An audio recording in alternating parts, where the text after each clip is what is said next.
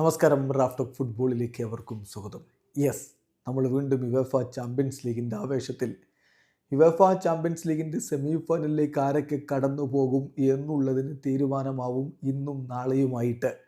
ഇന്ന് രണ്ട് കിടിലൻ മത്സരങ്ങൾ. ഒന്ന് ഡോട്ട്മുണ്ടിനെതിരെ FC ബാഴ്സലോണ ഡോട്ട്മുണ്ടിൽ പോയി കളിക്കുന്നത്, മറ്റൊന്ന് വില്ല പാർക്കിൽ PSG ആസ്റ്റൺ വില്ലയ്ക്കെതിരെ കളിക്കുന്നത്.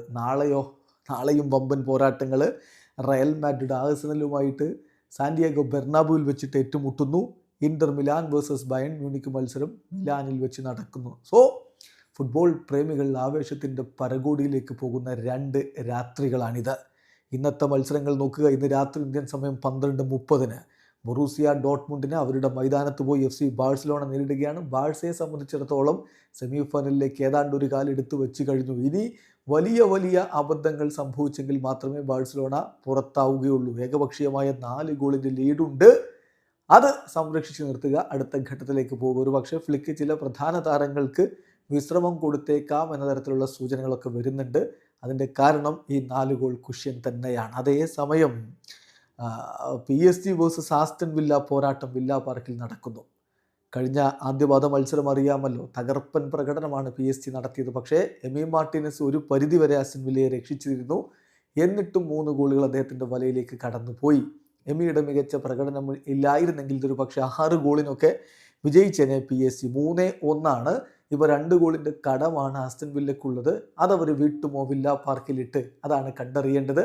ഏതായാലും PSG തൊട്ടാൽ പൊള്ളുന്ന ഫോം അവരെ മുന്നോട്ട് കൊണ്ടുപോകുമെന്ന പ്രതീക്ഷയിൽ തന്നെയാണ് ആരാധകരിക്കുന്നത്. പിന്നെ നാളത്തെ കളികൾ പറയേണ്ടതില്ലല്ലോ. ആഴ്സണലാണ് റയൽ മാഡ്രിഡിന് ആദ്യ പാദത്തിൽ ഏകപക്ഷീയമായ 3 ഗോളിന് വിജയിച്ചുകൊണ്ട് ഞെട്ടിച്ചത്. ആ 2 ഫ്രീ കിക്ക് ഗോളുകൾ, റൈസിൻ്റെ 2 ഫ്രീ കിക്ക് ഗോളുകൾ അക്ഷരാർത്ഥത്തിൽ റയലിനെ ഒന്ന് പിടിച്ചുലച്ചിട്ടുണ്ട്. ഇനിയിപ്പോൾ സാന്റിയാഗോ ബെർണാബുവിൽ വെച്ച് അതിന് പകവീട്ടാൻ പറ്റുമോ? അത് കണ്ടറിയണമെന്നേ പറയാൻ പറ്റുകയുള്ളൂ. ഏപ്രിൽ 17 പുലർച്ചെ 12:30 എന്ന് പറയുമ്പോൾ നാളെ പുലർച്ചെ 12:30 ആ കളി നടക്കുന്നത്. സാങ്കേതികമായി നമുക്കത് മറ്റന്നാൾ പുലർച്ചെ എന്ന് പറയേണ്ടി വരും. Inter Milan versus Bayern Munich പോരാട്ടത്തിൽ എന്തും സംഭവിക്കാം. കാരണം ഒറ്റ ഗോളിൻ്റെ ലീഡേ ഉള്ളൂ ഇപ്പോൾ ഇന്റർ മിലാന്. 2-1 ബയൺ മ്യൂണിക്കിന് അവരുടെ മൈതാനത്ത് പോയി തോൽപ്പിച്ചു. പക്ഷേ ഇന്ററിന് ഒരു അഡ്വാൻറ്റേജ് ഉള്ളത് ഈ കളി നടക്കുന്നത് മിലാനിലാണ് എന്നത് തന്നെയാണ്. എന്തായാലും 2 സൂപ്പർ മത്സരങ്ങൾ നാളെയുണ്ട്, ഇന്നുമുണ്ട്. കാത്തിരിക്കാം ഏത് തരത്തിലുള്ള പോരാട്ടങ്ങൾ നടക്കുമെന്നറിയാൻ വേണ്ടി. വീഡിയോ അവസാനിക്കുന്നു. ഫുട്ബോൾ ലോകത്തെ കൂടുതൽ വിശേഷങ്ങളുമായി റാഫ്റ്റ് ഓഫ് ഫുട്ബോൾ.